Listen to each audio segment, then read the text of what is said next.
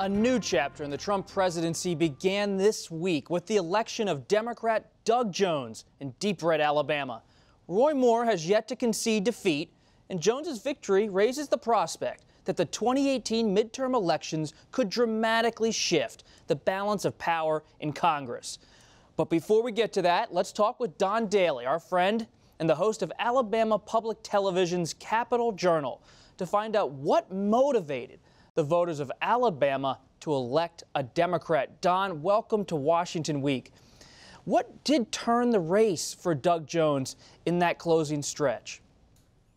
I think it was probably a combination of factors. Of course, the sexual misconduct allegations loomed large in a lot of voters' minds this week. We spoke to a number of voters leading up to Election Day, and many of them said that they were going into the voting booth on Tuesday undecided as to which way they were going to vote, and would probably make a final decision once they got to the polls on Tuesday. So the sexual misconduct allegations certainly played a role, but there was also the controversies that have followed Roy Moore over his years of public service here in Alabama. His twice being removed from the state Supreme Court as Chief Justice, for refusing to remove a Ten Commandments monument from the Justice Building, and also for his orders on gay marriage. So Roy Moore has always been a polarizing figure in Alabama in some circles, although at the same time he's also had a loyal base of support here.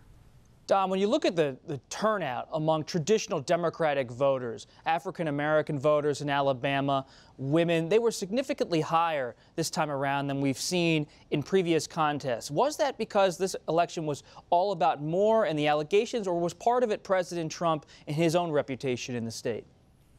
It was certainly, I think, to some extent about the allegations, maybe President Trump to a smaller extent.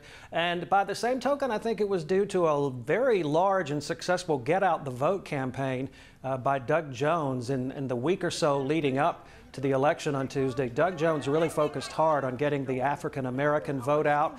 He had the support of several organizations in helping him do so, the NAACP, among others, and it really paid off. Doug Jones had a great ground game here in Alabama. Volunteers who literally went door to door, shaking voters' hands and asking for their support, with a particular emphasis on African-Americans and also younger voters who seemed to play a role in Jones's victory here this week. Don, in between my visits to the barbecue joints around Birmingham, I met a lot of suburban Republicans around that city who said they would write in a different name on the ballot. And they were encouraged by Senator Richard Shelby, the veteran senator in the state. How much of an influence did Shelby have in turning out those 22,000 write-in voters? First, I'm glad you got to enjoy our barbecue. And second, I think Richard Shelby was indeed an influence on a lot of people. There are many who are attributing those 22,000-something write-in votes that were cast on Tuesday to Richard Shelby, who, of course, famously said that he could not vote for Roy Moore and would instead write in the name of another Republican candidate, although Shelby never revealed who that candidate was.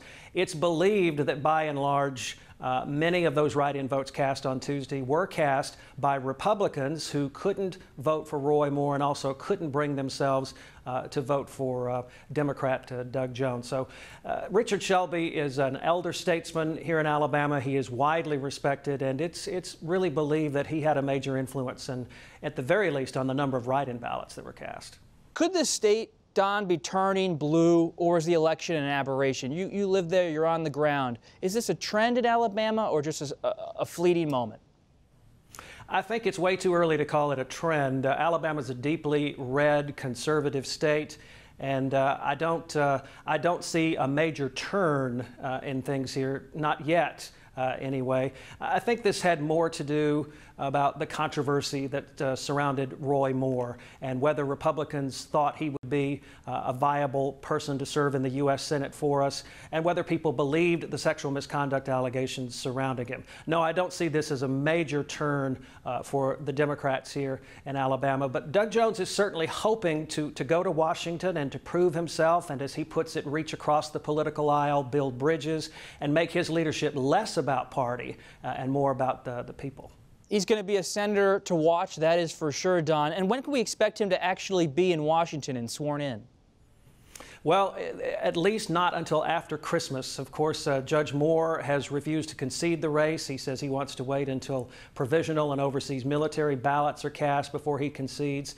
And so the Secretary of State here in Alabama says that those ballots won't be counted and the vote won't be certified until at least December 26th and no later than January 3rd. So it will probably be after the first of the year before Doug Jones goes to Washington.